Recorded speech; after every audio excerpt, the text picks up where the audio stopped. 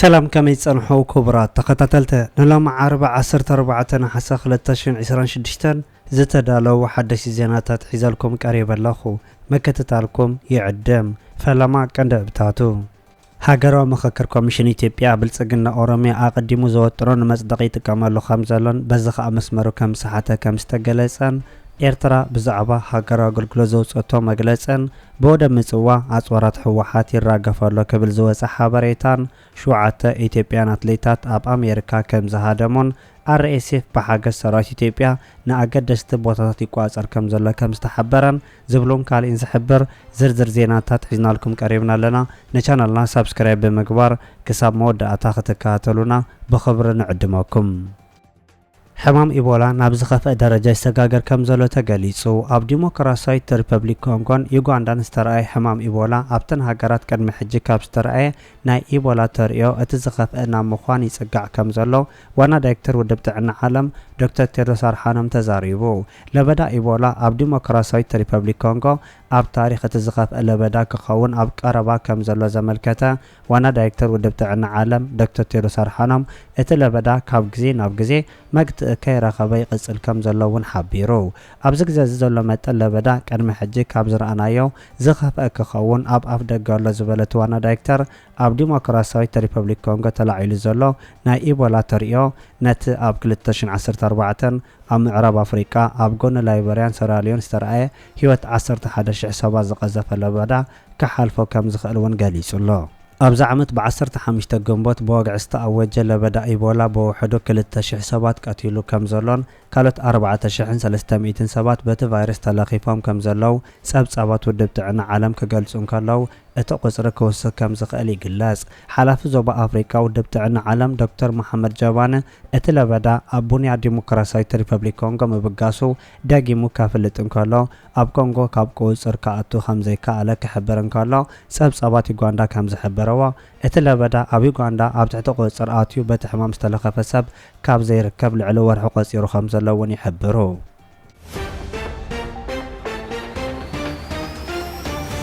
الرئيسيف بحاجة سرايت إثيوبيا نكتما كرمك كم استقاصر تحبيرو حيلتات الرئيسيف عبدو إثيوبيا سودان تركب استراتيجية مخوانا زنقرلا كتما كرمك مقوص عرو سبسابات يقلصو اتنوس وتهدروا حيلة من سرايت سودان دحر زقاتما كبير قجت نتا استراتيجية كتما كوقواص عرا كم زخالن ابتكونا سرايت إثيوبيا إيد كم زنبرو كستات سرايت سودان يحبر نا إثيوبيا سرايت نا الرئيسيف حيلتات معلما معسكر مهابن تساميد مسنحو زخصو ناي سودان منجتات ابت ناي كروم كوينات مستافون يغلصو بناي حبرات مريت عرب دقف اب كوينات حير سودان كساتف مسنحو زحبر ناي الرئيسيف حيله ابز غزه مسرايت فيدرال إثيوبيا حبرا الرأيا معبيلو كم زلون ام عرب تقرايب زكايل متقعتات ايدو كحوش يرأى كم زلون سبسابات يغلصو ناي RSF درونات كابوشت إثيوبيا تبقيسن ناي سراوي السودان علاماتات كهارما كالرأيا مصنحنون زتك السودان تريبون إثيوبيا أما جوهر وقع حرحد السودان أسكا فترات تصوت كم زلا خسيسو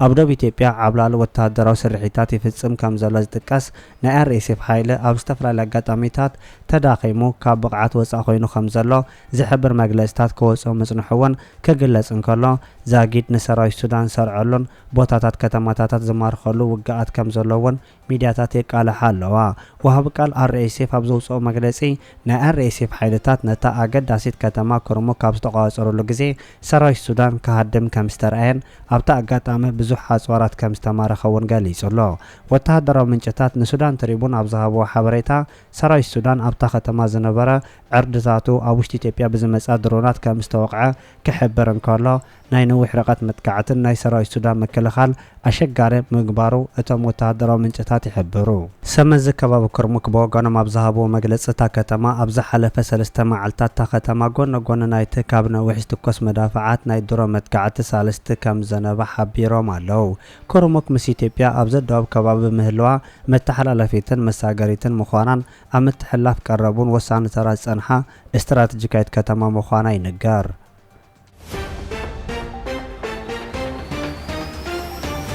ከተማ አዲስ አበባ ናብ ክልል ኦሮሚያ ንምጥቅላል ሰብ ስልጣን ኦሮሚያ ዘለዎም ሓላፍነት ተጠቂሙ ኣብ ምክክር ኮሚሽን ኢትዮጵያ ጽልዋ ይሕድሩ ከም ዘለው ተገሊጹ። ሃገራዊ ምክክር ኮሚሽን ኢትዮጵያ ኣብ ዘካየዶ ዘሎ ሃገራዊ ዘተ ከተማ አዲስ አበባ ናብ ክልል ኦሮሚያ ንምጥቅላል ሓለፍቲ ኦሮሚያ ጽንቶ ይገብሩ ከም ዘለው ንተሳተፍቲ የፈራርሑ ከም ዘለው ተገሊጹ።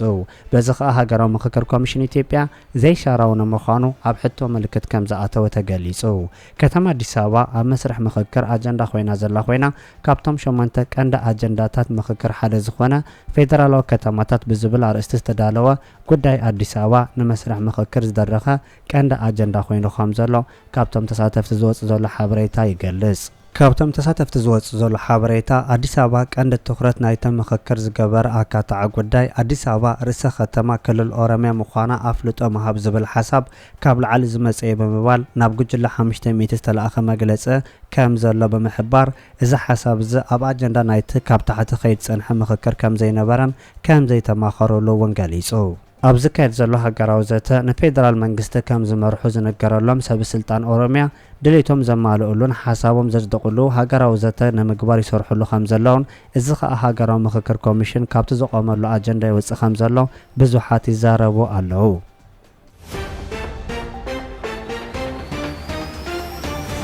ሸውዓተ ኢትዮጵያን አትሌታት ኣብ ኣሜሪካ ዕቁባ ከም ዝሓተቱ ተገሊጹ። 4 ተቀዳደምትን 3 ኣሰልጠንቲ ዝርከብዎም 7 ኢትዮጵያውያን ኣብ ኣሜሪካ ዕቁባ ክሓቱ ከም ዝተረፉ ምንጭታት ኣሜሪካ ሓቢሮም። ኣብቲ ኣብ ኣሜሪካ ዝተኻየደ ዓለማዊ ውድድር ትሕቲ 20 ዓመት ከም ዝተሳተፉን ዓብ ዓወት ከም ዝተጎናጸፉ ዝነገረሎም ናይ ኢትዮጵያ ናይ ጋንታ ቀዳድም ብሽክለታ ብድምር 26 ኣባላት ከም ዝነበራውን ክፍለጥ ተኻኢሉሎ።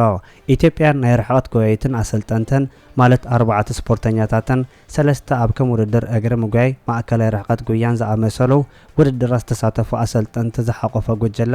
ኣብ ኣሜሪካ ክተርፍ እዚ ናይ መጀመርታ እኳ ይኹን ምትራፍ ኣትሌታት ኣብ ዝተፈላለዩ ሃገራት ልሙድ ምዃኑ እውን ጸብጻባት አትሌቲክስ ዓለም ይሕብሩ። አትሌታት ምብራቅ አፍሪካ ኣብ ዝተፈላለዩ ውድድር ዝገሽሉ ሃገራት ምትራፍ ልሙድ ተሪኦና ኮነ ክመጽእ ከም ጸንሐ ዝሕበር ጸብጻባት ቅድሚ ሓደ ወርሒ ኣቢሉውን 20 ኣባላት ኩዕሶ እግሪ ኢትዮጵያ ኣብ ሾወደን ጉተንበርት ኣብ ዋንጫ ጉተን ክወዳደሩ ድሕሪ ምኻዶም ኣብታ ሃገር ምትራፎም ይሕበር። ኣብዚ ቀንያቱ እንተኾነ 4 ዩጋንዳውያን ተወዳደርቲ መኸተ ጉስጢት ኣብ ጎላስኮ ምትራፎም ዝሕበር ክኸውን ከሎ ኤርትራውያን አትሌታት እውን ኣብ ዝተፈላለዩ አጋጣሚታት ካብ ሃገራዊ ጋንቶኦም ተፈልዮም ክተርፉ ምርኣይ ልሙድ ኮይኑ ምጽኑሕ ይዝከር።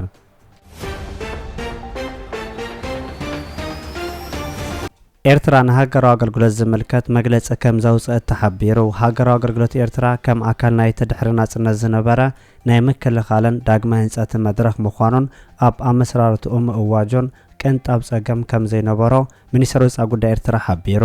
ሃገራዊ አገልግሎት ኤርትራ ድሕሪ ናጽነት ዝወጸ መምርሒ ምዃኑን ከም ግቡእ ፖሊሲ ናይቲ ኣዋጅ ሓደ ኣባል ሃገራዊ አገልግሎት ንዓመትን መንፈቕን ጥራይ ከገልግል ድሕሪኡ ሃገራዊ ግቡኡ ከም ዘማልአ ተቆጺሩ መሰላቱ ከም ዝረክብን ዘኽእል ምንባሩ እውን እቶም ናይ ሚኒስትር ወጻኢ ጉዳይ ምንጭታት ይሕብሩ።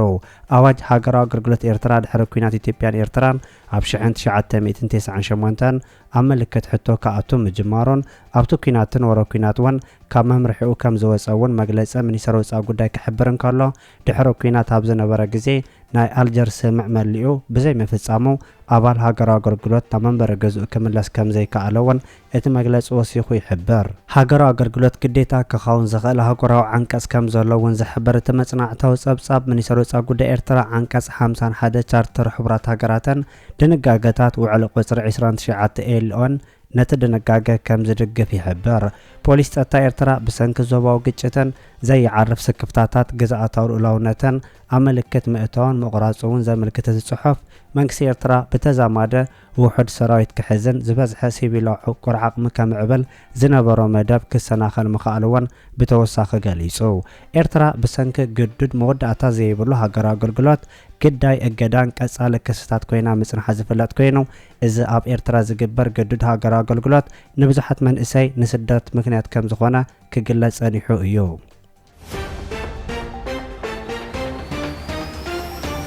ኣብ ኤርትራ ወደ ምጽዋ ኣጽዋራት ከም ዝተራገፈ ተገሊጹ። ናይ ሱዳን ወደ ፖርት ሱዳን ኣብ መፋርቕ 2025 መጥቃዕታት ካብ ዝበጽሓት ሒዙ ክወጽን ኣገልግሎት ብዕጽፊ ምውሳኹ ዝነገረሉ ናይ ኤርትራ ወደ ምጽዋ ኣብ ዝቐንያት ብርክት ዝበለ ኣጽዋር ከም ዘኣተዋ ምንጭታት ይጠቕሱ።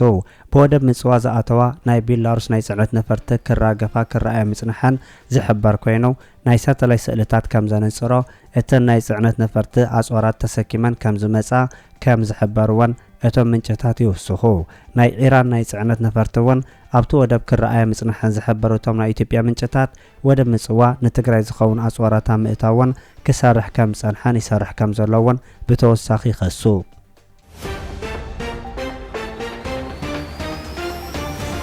ክቡራት ተኸታተልቲ ንሎም ዝተዳለወ ዜና ነዚ ይመስል። ኣብ ዝቕጽሉ ዝፍነው ዜናታት ብቐዳምነት ክበጽሐኩም ሳብስክራይብ ዘይገበርኩም ሳብስክራይብ ንኽትገብሩ ብኸብሪ ንዕድመኩም።